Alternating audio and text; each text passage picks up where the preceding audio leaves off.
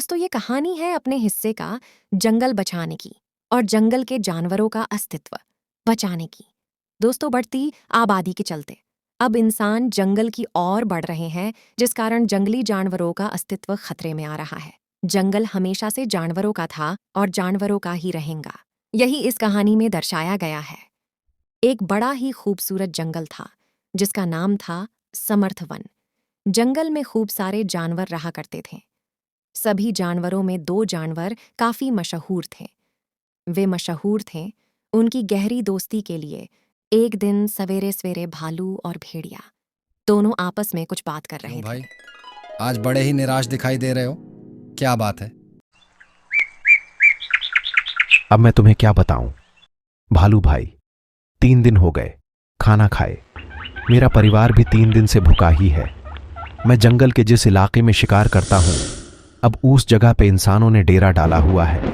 वे जंगल की लकड़ी काटकर उन्हें बेच अपना गुजारा कर रहे हैं, परंतु उनके जंगल में आने से हमें भूखा सोना पड़ रहा है। क्या करूं, कुछ समझ नहीं आ रहा। सोच रहा हूं कि इस जंगल को छोड़ कहीं और चला जाऊं ताकि अपने परिवार का पेट भर सकूं। भेड़िए की बात सुन भालू भेड़िए से कहता है, जंगल को छोड़ कहीं और जाने की बात ना करो दोस्त। जंगल छोड़ पलायन ही एकमात्र हल नहीं है। तुम्हारी समस्या का जहां भी जाओगे तुम्हें यही सब दिखाई देगा। चलो हम इस विषय पर राजा शेर से चर्चा करते हैं। भेड़िया और भालू दोनों दोस्त मिलकर शेर की गुफा की ओर कर भालू राजा शेर से कहता है, कहाँ खोए हो राजा साहब? तुम्हें कुछ मालूम भी है कि तुम्हारे होते हुए जंगल में क्या चल रहा है? जंगल के जानवर जंगल छोड़ने की बात कर रहे हैं और तुम यूं ही हाथ पर हाथ धरे आराम फरमा रहे हो। अपने राजा होने का कुछ तो प्रमाण दो। भालू की बात सुन राजा शेर आश्चर्यचकित हो गया और वे भालू से पूछने लगा, अरे भालू भाई, तुम इतना क्रोधित क्यों हो रहे हो? क्या हुआ, कुछ बताओगे भी कि वही हम पर इल्जाम लगाओगे?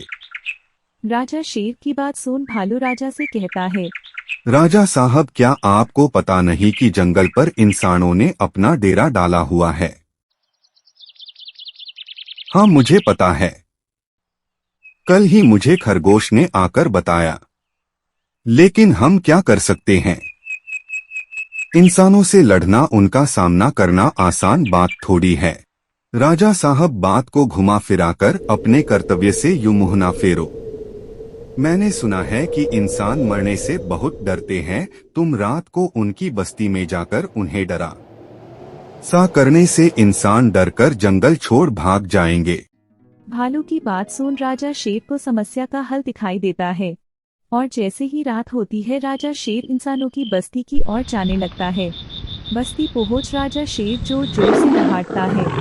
तभी लोग अपने अपने घरों से लगती डंडे लेकर शेर के पीछे भागते हैं और इधर लोगों की भीड़ देख राजा शेर दुम दबाकर जंगल में भाग जाता है। बेचारा शेर गया था लोगों को डराकर भगाने, लेकिन बस्ती के लोगों ने उसे ही भगा दिया। जब बस्ती से लौटकर शेर अपने घर वापिस आता है, तब भेड़िया राजा शेर से कहता है, क्या हुआ राजा साहब, भाग गए ना आपको देखकर इंसान जंगल छोड़ के? भेड़िए की बात सुन शेर को गुस्सा तो बहुत आता है, परंतु वे अपने गुस्से पे काबू रख भेड़िए से कहता है, अरे भाई, इंसान तो नहीं भागे जंगल छोड़, लेकिन मैं अपनी जान बचाकर वहां से जरूर भागाया। कहाँ है भालू, जरा मेरे सामने तो आओ। क्यों भाई भालू, मैंने तुम्हें पहले ही कहा था ना, इंसान बहुत ही ताकतवर होते हैं, उनसे मुकाबला करना मेरे केले के बस की बात नहीं है।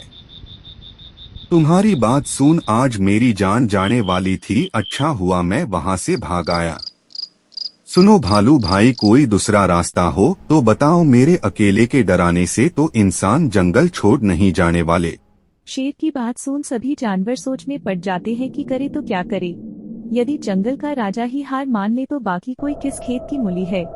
कभी थोड़ा सोचने के बाद भेड़िया शेर से कहता है, सुनो महाराज, मैं एक ऐसे शख्स को जानता हूँ जो हमारी मदद जरूर करेगा और उसके खौफ से इंसान जंगल तो क्या इस क्षेत्र को ही छोड़ भाग जाएंगे। वे शख्स है हाथी।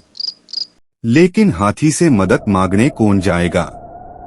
क्योंकि हाथी से मिलने जाना हो तो इंसानों की बस्ती से होकर ही गुजरना पड़ता है।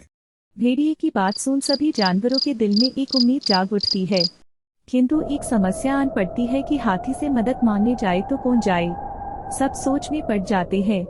कभी शेर भालू से कहता है, सुनो भालू भाई, अब ये तो तय हो गया कि हाथी ही हमें इस मुसीबत से बचाएगा। अब समस्या ये है कि हाथी से मिलने कौन जाएगा।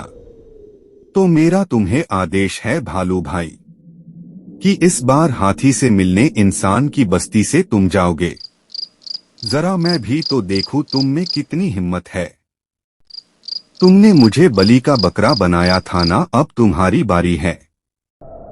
रात होते ही तुम भेड़िए के साथ हाथी से मदद मांगने निकल जाना और हाथी को अपने साथ ही लाना चलो जाओ। वो भेड़िए से कहता है, मैं तो सोच में पड़ गया यार कि हाथी से मिलने जाए तो कैसे जाए। यदि बस्ती से जाते हमें किसी इंसान ने अगर देख लिया तो हमारा क्या होगा।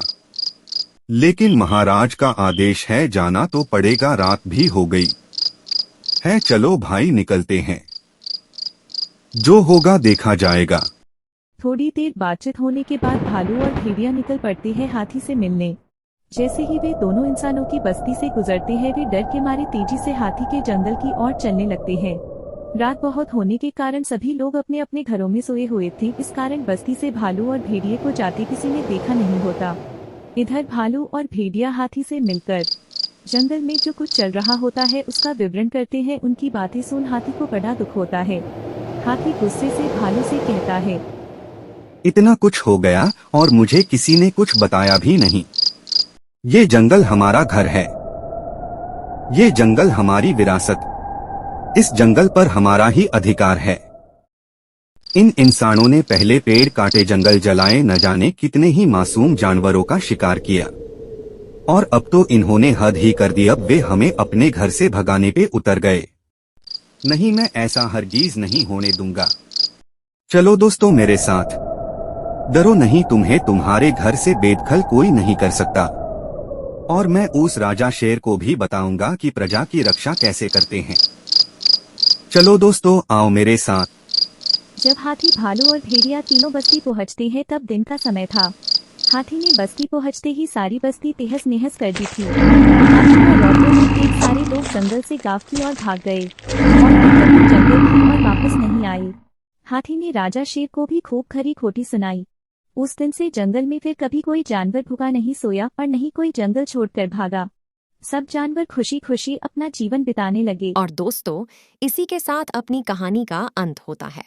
दोस्तों, यदि आप लोगों को इस प्रकार की मनोरंजन से भरपूर कहानी सुनना पसंद है तो हमारे चैनल को ज़रूर सब्सक्राइब करें और वीडियो पसंद आया तो लाइक ज़रूर कर दें।